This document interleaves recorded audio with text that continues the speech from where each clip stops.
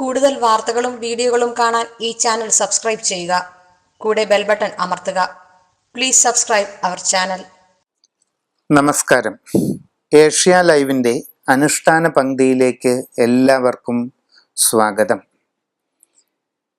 നാം ഇന്ന് ചിന്തിക്കുന്നത്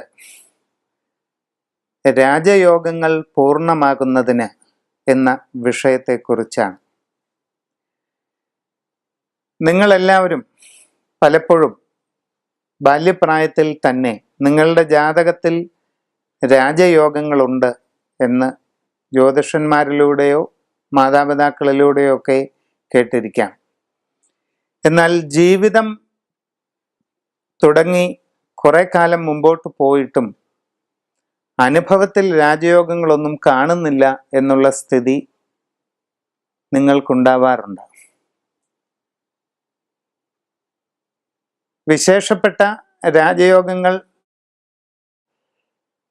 12 തരം ജ്യോതിഷത്തിൽ പറയുന്നുണ്ട്. പഞ്ചമഹാപുരുഷ യോഗം, കൂടാതെ ഗജകേസരി യോഗം, ചക്രവർത്തി യോഗം, നീചഭംഗ രാജയോഗം, നിധിലാഭയോഗം, ധനഞ്ജയ യോഗം, ഇങ്ങനെ വളരെ വിശേഷപ്പെട്ട അത്യപൂർവമായ നല്ല യോഗങ്ങൾ ജ്യോതിഷത്തിൽ പലപ്പോഴും പറയപ്പെടുന്നതാണ്. ഇതിൽ പലതും ഒരുപക്ഷെ നിങ്ങളിൽ പലർക്കും ഉണ്ടെന്ന് വരാം. എങ്കിലും അനുഭവത്തിൽ ഈ രാജയോഗങ്ങൾ ഒന്നും തന്നെ ഇല്ല എന്നുള്ള അവസ്ഥ കൂടുതൽ പേർക്കും കണ്ടുവരുന്നു.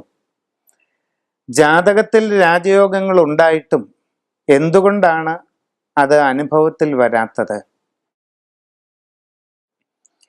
ജന്മജന്മാന്തരങ്ങളായി നമ്മുടെ വംശപരമ്പരയിൽ നിലനിൽക്കുന്ന എന്തോ ഒരു കാർമ്മിക ബന്ധനമാണ് അനുഭവയോഗങ്ങളുടെ പൂർണ്ണതയ്ക്ക് തടസ്സമാകുന്നത്. പലപ്പോഴും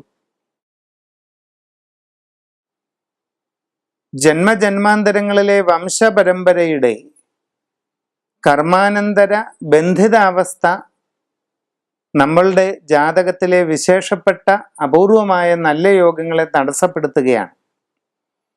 അതുകൊണ്ട് തന്നെ ജാതകത്തിൽ അത്യപൂർവമായ വിശിഷ്ടങ്ങളായ യോഗങ്ങൾ ഉണ്ടായിരുന്നിട്ടും അതിൻ്റെ ഒരു പ്രയോജനം നിങ്ങൾക്ക് പലപ്പോഴും കിട്ടാതെ പോവുകയാണ്. ഇങ്ങനെ ജീവിതകാലം പാഴായി പോകുന്നത് പോലെയുള്ള ഒരു നിരാശാബോധവും നഷ്ടബോധവും എല്ലാം നിങ്ങളെ പലപ്പോഴും ബാധിക്കാറുണ്ട്. നിങ്ങൾ സ്വയമേ ഒന്ന് ചിന്തിച്ചു നോക്കിയാൽ ഇത് നിങ്ങൾക്ക് തന്നെ ബോധ്യപ്പെടും.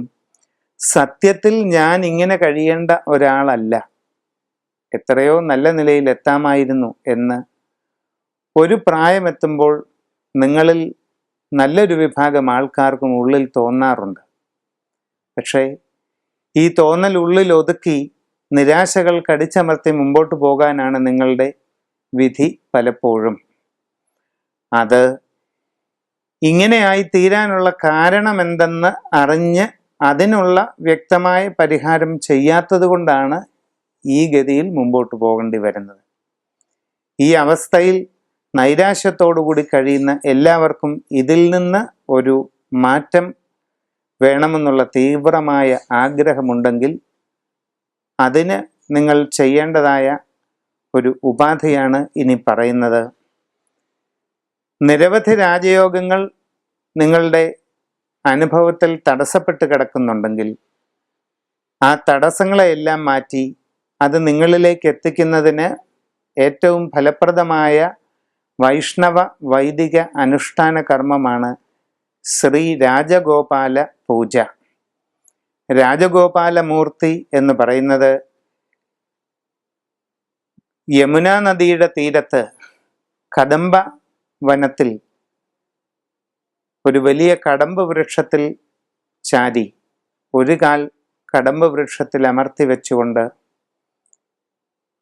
ഓടക്കുഴലൂതി തൻ്റെ അതിമോഹനമായ ആ ഓടക്കുഴൽ നാദത്തിലൂടെ പ്രപഞ്ചത്തെ മുഴുവൻ തന്നിലേക്ക് ആകർഷിക്കുന്ന സാക്ഷാൽ വേണുഗോപാലമൂർത്തിയായ ശ്രീകൃഷ്ണൻ തന്നെയാണ് തന്ത്രശാസ്ത്രത്തിലെ രാജഗോപാല മന്ത്രത്തിന് അധിദേവതയായ ഭഗവാൻ.